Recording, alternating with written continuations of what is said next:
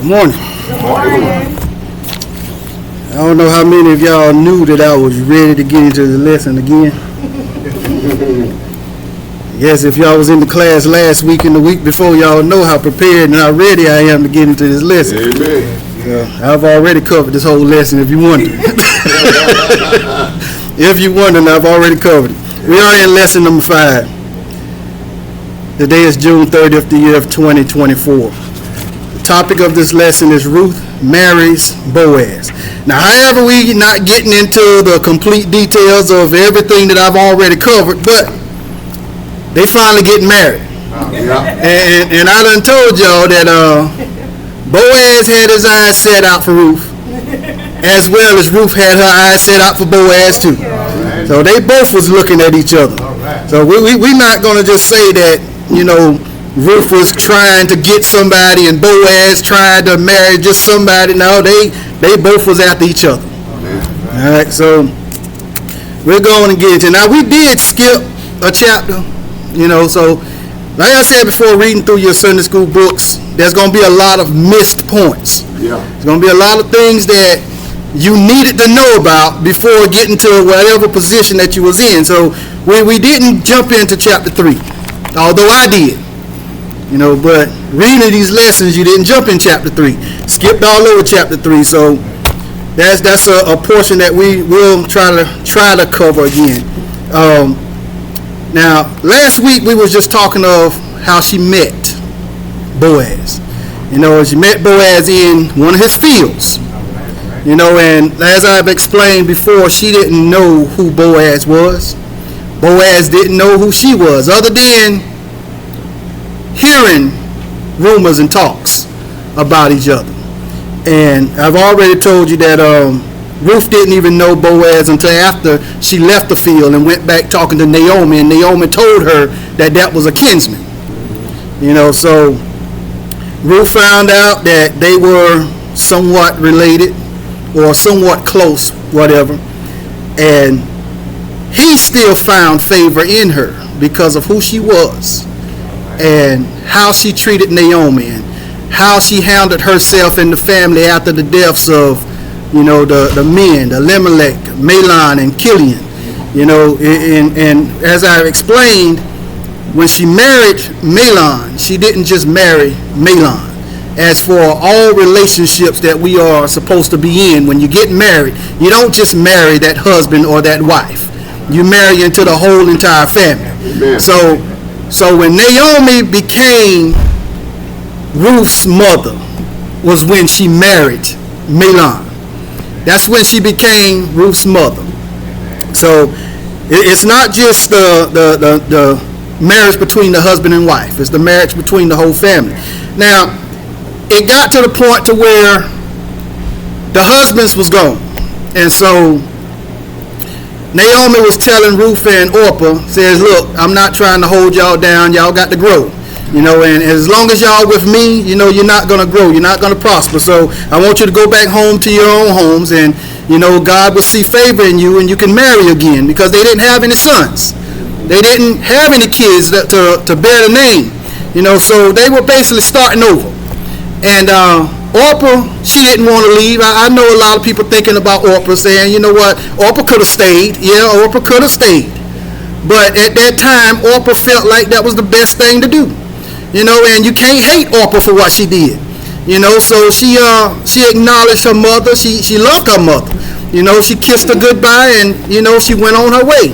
Now, on the other hand, Ruth, stubborn, just refused to leave. So Ruth say, you know what, I don't care what you say, I'm not going. I'm not going to leave you. So your family is not my family. Your people is my people, and your God is my God. So whatever you're about, I'm also going to be about. And they left off together, and she and Ruth ended up going to Bethlehem, in other words, Euphrates. So she ended up going back there with Naomi and becoming a foreigner. So she don't know anybody. She's new to the area. Everybody's looking at her like she's different. So she goes there with Naomi, and they live together. And upon herself, she wasn't told to do this. Upon herself, Ruth says, you know what? I think I need to go out and provide for us. I need to bring back some food so that we can eat. I need to be the worker in this household because she's not going to allow her mother to go out there and do all this work. She's the young one. She says, look, this is my job. This is my duty. I'm going to go out there and I'm going to work for the house. I'm going to bring food back in here to us. That was her choice. So as I've said before, people is out there saying, I need to find my Boaz. As I've stated, become Ruth to find your Boaz. Because that's who Boaz saw. Boaz saw this Ruth, and this Ruth was not that type of woman that sat back and waited on things to happen. This type of Ruth was that type of woman that went out there and made sure things got done. So she went out and she worked, and people saw that.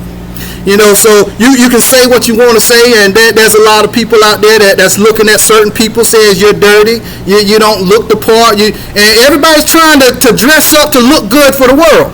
But I'm going to tell you one thing that really looks good to most of us men, and that's a good working woman.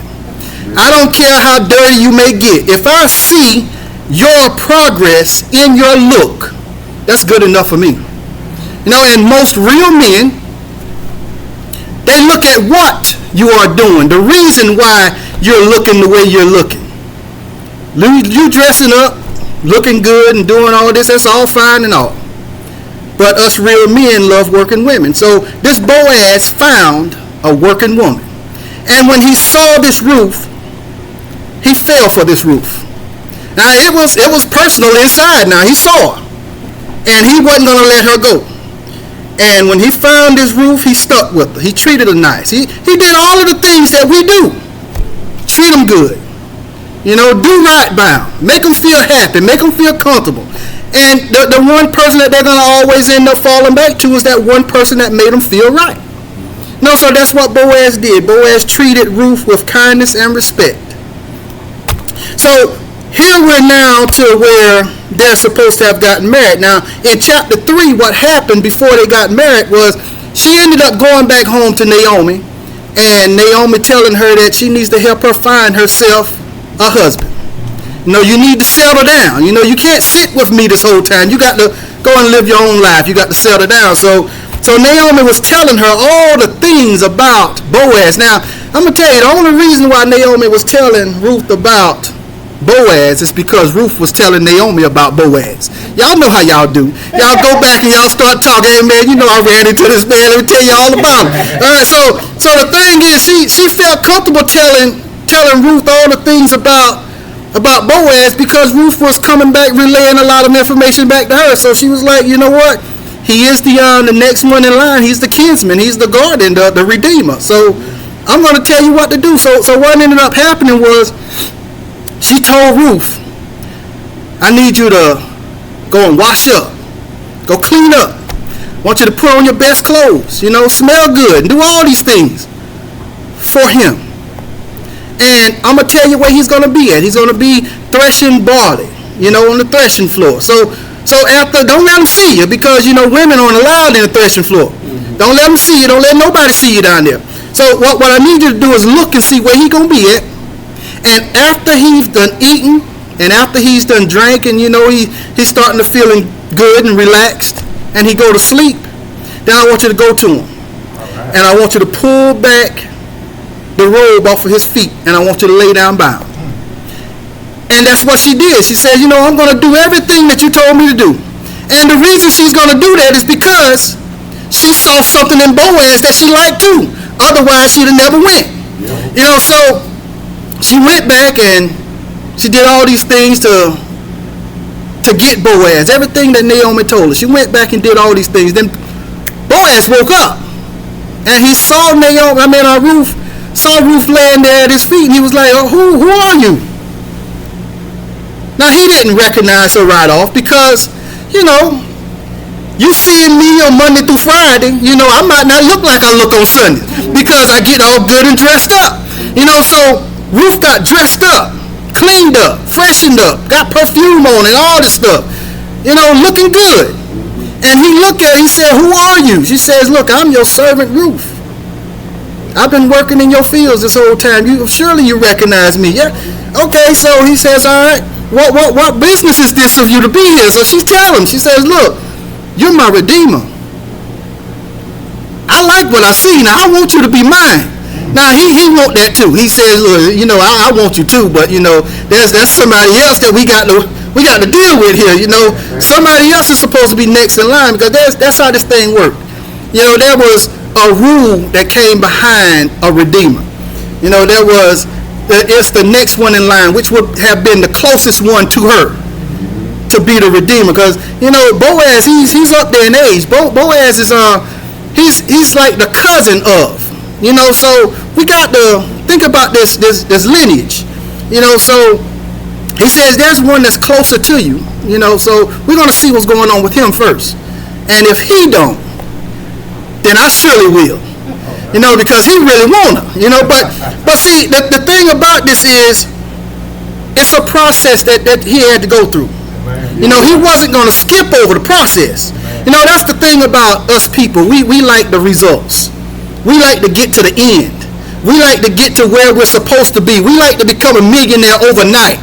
We like to become the owner of things overnight. But see, there's a process that we got to go through. Amen. And see, the process, he had to go through this process. He had to put this out there to the next of kin. He had to put this out there. Now, what he didn't want was for the next of kin to accept. So he put it out there. He says, look here, this is the thing here. Matter of fact, I'm getting too far. Let me go ahead and read this thing. Because see, this is the problem that I've been having. I go ahead and I start telling the whole story without reading the scriptures. All right, so it says, then went Boaz up to the gate and sat him down there, and behold, the kinsman of whom Boaz spake came by, unto whom he had said, ho, such a one, turn aside, sit down here. And he turned aside and sat down. And he took 10 men of the elders of the city and said, sit ye down here. And they sat down. So he took 10 men of the city, which are the elders of the city. He took 10 men of this city. Why did he just take these 10 men? Because it was a family thing. This wasn't a legal matter. It was a family matter. So to deal with the family matter, he had to take people of the family, of the area. He had to take people of there so that they can be witnesses of what's going on. Amen. So this kinsman was someone that was next in line, someone that was going to uphold the family's inheritance, keep the lineage going, keep the family line going. Things that are supposed to be in the family, he's supposed to be the one that hold on to these things. So this is the kinsman. He's supposed to hold things together. So if somebody was in need, let's say, for instance, they was short on their house payments or something. This kinsman was going to be the one to come in, and he'll take your house, be like, all right, I'll take care of this house that way it stays in the family, and you never lose it. And then in the time of the Jubilee, they'll give it back. That's how that went. So it wasn't like you was giving it away. It was coming back to you. But it just at this time, you just couldn't handle it. You couldn't hold on to it. So that's how this worked. Don't you wish it worked like that these days? You wouldn't have to worry about the real estate companies or the mortgage companies coming to take your stuff. Right. Yeah, but it don't work like that no more, because people done got greedy. So, and he said unto the kinsman, Naomi, that is come again out of the country of Moab, selleth the parcel of land, which was our brother Elimelech's. And I thought to advertise thee, saying, buy it before the inhabitants and before the elders of my people. If thou wilt redeem it, redeem it. But if thou wilt not redeem it, then tell me, that I may know. For there is none to redeem it besides thee, and I am after thee. And he says, I will redeem it. So, all right, so Boaz had to let this information out there. He had to let it go. He had to let them know everything that was going on. So, already, let's just go ahead and establish the fact that Boaz wanted Ruth. Okay? Boaz wanted Ruth. And Ruth wanted Boaz. So we're going to establish that point. They both wanted each other. Now, the thing about this, Ruth went back to Naomi, and Naomi told her, says, look, don't worry about nothing, because he is a good man. And I'm going to tell you, he's not going to rest until things get settled the way he wanted to get settled. All right, so let's just sit back and be calm. So what happened is, Boaz told the information to the kinsman, But see, he left a big portion of the detail out because he kind of figured that if he'd have thrown that part in there, then he'd have said, you know what, you take it because I don't want this. So Boaz says, you know what, I know this land out there, you know, Naomi got, and it used to belong to Elimelech, and you know Elimelech passed away, so therefore it went to his sons. You know, but his sons died too, so now there's just this land out there that nobody has claim to other than Naomi, and Naomi don't have anybody to keep it going into the family. You know, so you're the next one in line to take it. So he was like, you know what? Yeah, I'll take it. Says, but then says Boaz, what day thou buyest this field of the hand of Naomi, thou must buy it also of Ruth, the Moabitess, the wife of the dead, to raise up the name of the dead upon his inheritance. So that's that but. That's that but. He says, look here, Naomi got this land out there, all of this property that her husband left behind and left to his boys. No, but his boys ain't here. You know, so, you know, the land is yours if you want it. Yeah, sure, I'll take the land, but if you take this land, you also got to take Mahlon's widowed wife.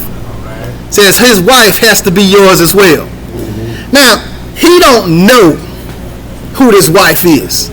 All he knows is what he heard about this wife. He just heard that she's a Moabite. Everybody knows these Moabites, they wasn't them to be trusted, really. You know, they have you doing a lot of things that just not your custom. They didn't believe in the same thing that these in Bethlehem believed in. They didn't believe in the same thing. You know, they believed in idols, and you know, Bethlehem, the Euphrates, they believed in God. You know, so they didn't believe in the same things. So I'm not going to say that that's his reason because it's not written in this book. You know, so it's not written in this book. I'm not going to spit it out there. These is just things that's going on in my head. So I'm just saying that he probably was just looking at some of the things in the past. You know, that's how most of us act now. We treat a lot of people based on their history. Things that happened back in the day. That's how we continue to treat people today. Because you used to do stuff like this, I'm still going to hold that to you. So he was looking at this and he said, you know what? I don't think you can have this. You can have it. I don't want to go through that because he felt like if he was to do that, then he would lose out on all the things that he's already gained. Now that would be a miss for him. He's no, I can't go through that. But see, you know, sometimes you have to do some things that just not you in order to get some of the things that's supposed to be you.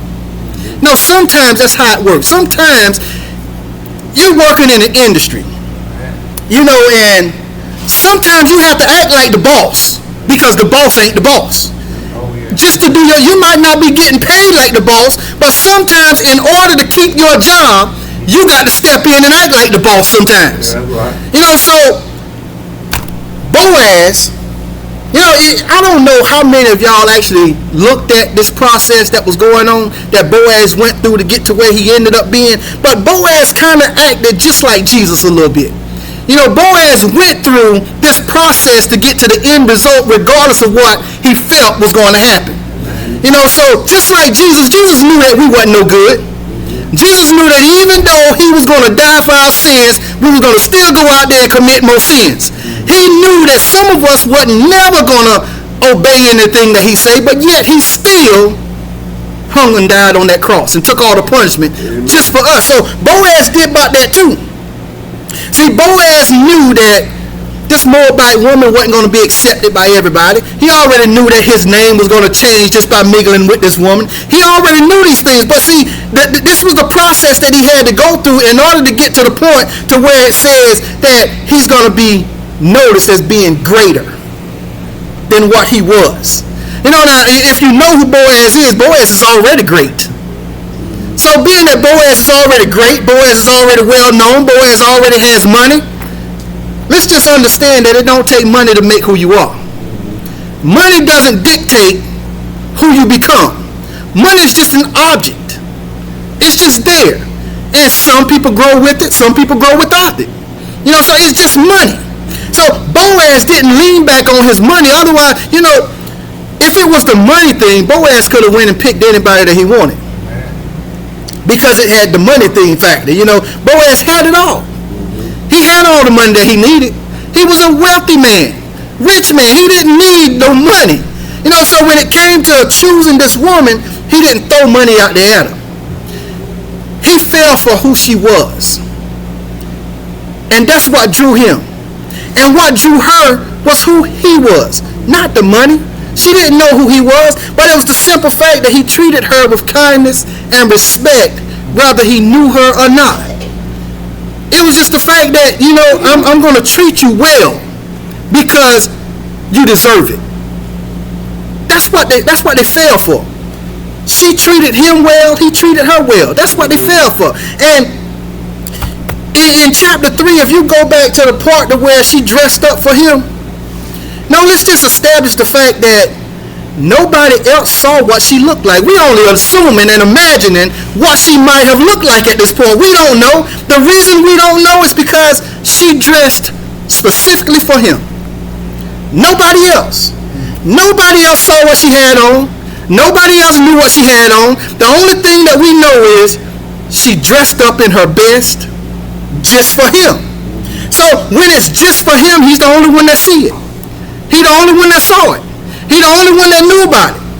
It wasn't put out there for everybody to see. It wasn't placed out there for the whole world to see. So when you're dressing for the whole world to see, then the whole world see it. And the whole world gets a deal. The whole world gets to acknowledge it. So therefore, the whole world gets to walk behind you and be like, oh Lord, look at how she looking today. This girl looking all right today. So everybody is out there, trying to grab hold. Like, hey, I want this one because of what she looked like. Because everybody see it. It's laid out there on the table. Well, look here. Let me explain something to you here. Double Whoppers, triple cheeseburgers, chicken fingers, buffalo wings, all that is displayed to the whole world. And the whole world look at all this stuff and the whole world likes it because the whole world gets dibs at all of these things, but it's just a limited time thing. Once it runs out, it's gone. You can have hot wings every day and enjoy it every day, but at some point, because everybody else like it too, you done got tired of it. But see, at the same time, if you run across, you got diamonds and pearls and all of these things like that, gold, things that everybody can't get there. No, everybody can't get their hands on. These things, people got to work for these things. People got to go and do certain things just to find it. And once you find that location, there's still a lot of work that you got to do to get to it. And by the time you get to it, if you finally found one, you will never turn that loose. I don't care if anybody else have any, it's never just like yours. Because you know what it took to get it. But if it's laid out there for everybody see the same thing, everybody get the same thing, it's going to run old soon. So Ruth dressed for this one only. Nobody else knew anything about what Ruth had on at this point. And nobody else really cared after this point. So the only thing that they saw was that dirty working woman. You can see me every day and y'all will see a dirty working man. But y'all know what y'all really see. Y'all can talk about it. Y'all say this man is dirty. He don't care about himself. He go out there displayed like this and displayed like that. But what you see is what I took care of. That's the dirt that you see. Just like that old rag y'all got sitting in the back of these clean cars. That dirty rag is a display of what it already took care of. So when you see dirt on people, it's displayed of what they took care of. And see, if you're thinking about the dirt, we're all dirt. And see, most of us cleans up our dirt. Most of us don't. But the only thing that we're doing is polishing up dirt. Cleaning up dirt. You got dirt on people, so do you. We all got dirt. And the kinsman said, I cannot redeem it for myself, lest I mine own inheritance. Redeem thou my right to thyself, for I cannot redeem it. So basically what he was saying was he can't take it because if he do, he's going to mess up his own inheritance. The things that he have, he'll destroy the legacy behind that if he was to take it. Based on the simple fact that there's Ruth. Ruth is a Moabite. Adding this Moabite to his inheritance will probably tarnish his inheritance for what I'm believing he's thinking here. Says, Now this was the manner in former time in Israel concerning redeeming and concerning changing for to confirm all things. A man plucked off his shoe and gave it to his neighbor, and this was a testimony in Israel. Therefore the kinsman said unto Boaz, buy it for thee. So he drew off his shoe. Y'all wish it was that simple, wasn't it? Y'all wish it was that simple. See, I done purchased a house, and it wasn't that simple. If it was as simple as taking off a shoe and handing it to somebody and saying, all right, this is yours now, everybody have houses.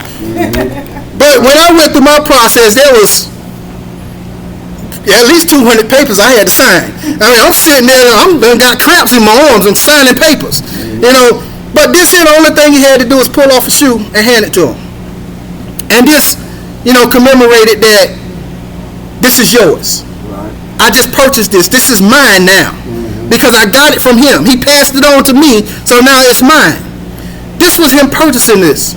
All he had to do was take off that sandal and hand it over and says, look, I'm giving my rights over to you. Here, there you go. You can have it. Take it from me, and that would be saying you bought it from me. And see, he had these 10 men sitting around him, so they were witnesses that this is what happened. So if anybody wanted to know why Boaz is holding on to this property, these 10 men is witnesses to say it's because he purchased it from the next kinsman. He purchased it from Naomi. Now, if you would have kept looking, you would have saw that, this property, he took the property, but it wasn't really the property that he was after. He already had property. What he was really after was Ruth. Because later on, you'll see that he gave all that to Naomi. Gave it back to Naomi. He wasn't looking for that. He got what he wanted. What he wanted was Ruth. And Boaz said unto the elders and unto all the people, ye are witnesses this day that I have bought all that was Elimelech's, and all that was Kilion's and Mahlon's of the hand of Naomi. Moreover, Ruth the Moabitess, the wife of Mahlon, have I purchased to be my wife, to raise up the name of the dead upon his inheritance, that the name of the dead be not cut off from among his brethren, and from the gate of his place. Ye are witnesses this day. So he says, look here, y'all are witnesses that, as of today, this property is mine, and this woman is mine. He ain't want nobody touching this woman. Matter of fact, he established that on that first day when he seen her out there in the field.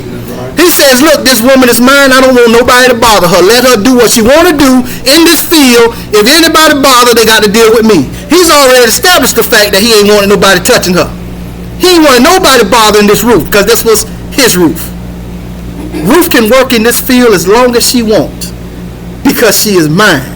Now, when he was talking to Ruth, he was establishing the fact that, I appreciated what you did to Naomi. I appreciate how you treated Naomi. See, like I said before, if anybody can treat family well, then they're going to treat you well too. When she got married, she married Naomi also. She didn't just marry Mahlon. So after Mahlon died and she was still being that same generous woman that she's always been to Naomi, tell me that she can't treat a man right. Tell me she can't treat the next one right that comes to her.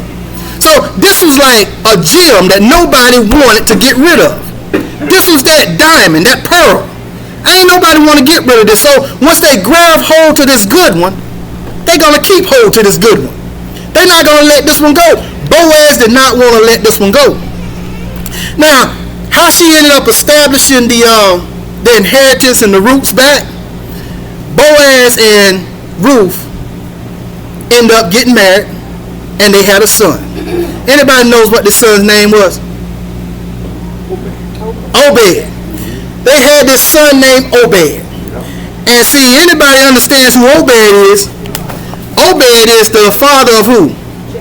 Obed is the father of Jesse. God, y'all really know this thing. All right, so if Obed is the father of Jesse, Jesse is the father of who? King David. Lord have mercy, y'all got this thing. So after y'all get to King David and y'all running through the inheritance, who it comes from the lineage of King David? Oh my God, y'all got this thing. So And see, the thing on top of that is, y'all is looking at how this line, ran down to being Boaz and Obed and Jesse and David and Jesus.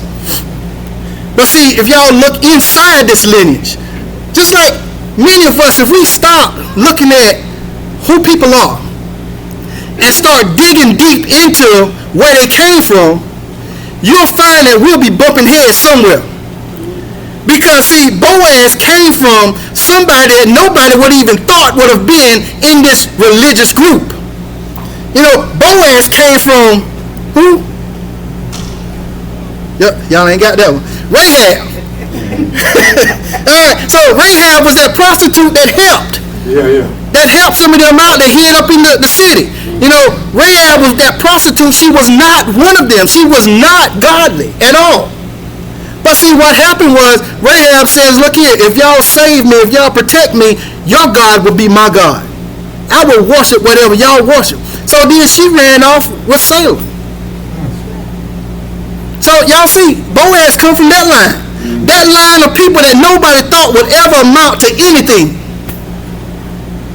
How many of us, people already looked at and said, y'all ain't gonna never be nothing? Y'all see how that works? People can't dictate who you're going to become. That's right. Just because mama and daddy wasn't nothing, don't mean that you're not gonna amount to anything. Just because you're nothing don't mean that your children not gonna amount to anything. You could have the best parents in the world and turn out bad.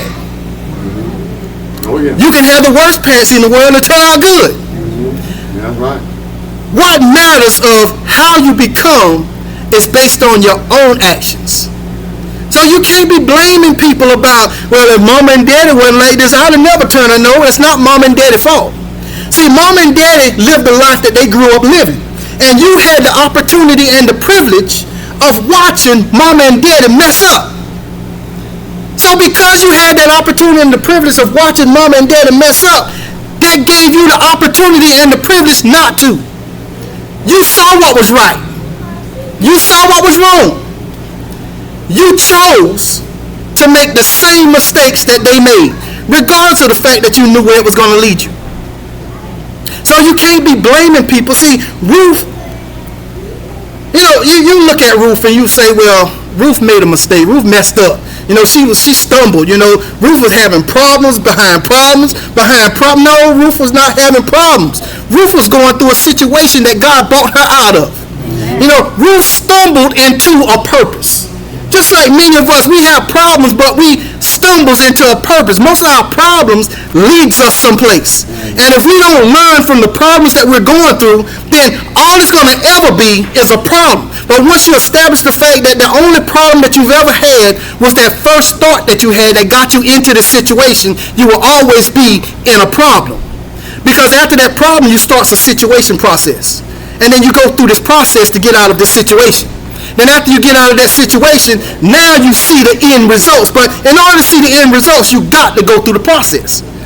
You can't just think it and it's there. The only person that could ever think about something and it shows up was God. God was the only thing that says, let there be, and it happened. Now for us, we can say it, but we got to put it up here. Yeah. If we never put it in our mind to change, we will never change. See, Ruth had to establish the fact that she had to change after she left Moab. After she left Moab, she had to establish the fact that she would never be the same. She had to establish the fact that she will always be different where she's going. She had to establish the fact that where she's going, she had to start new and become who she want to be.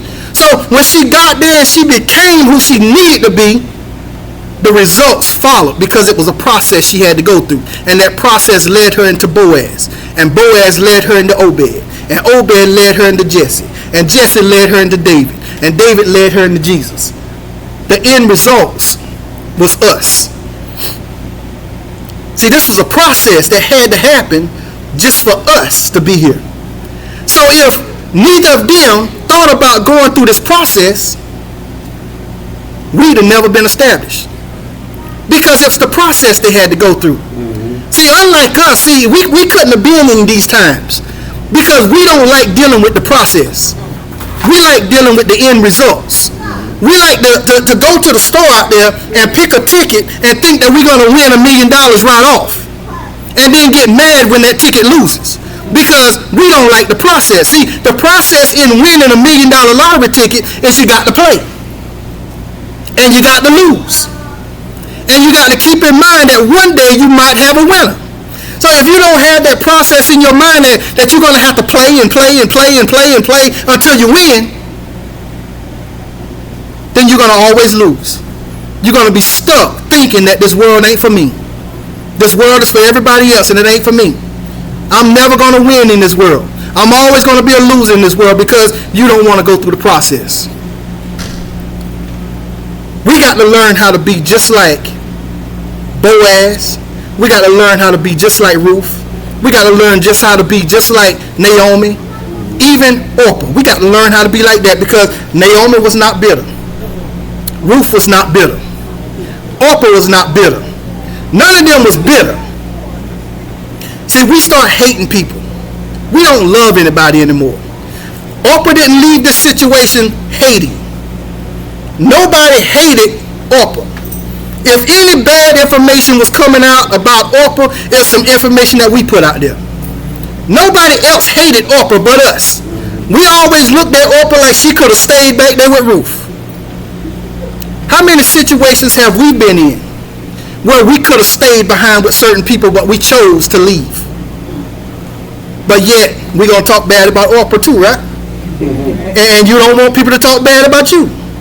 But see, Orpah made a choice. And that choice came behind what Naomi was discussing. Naomi was trying to establish the fact that she needs to move on and live her life. She can't live with an old woman like her. And even if she could bear kids, what was the chances of them sticking behind waiting on her sons to grow up?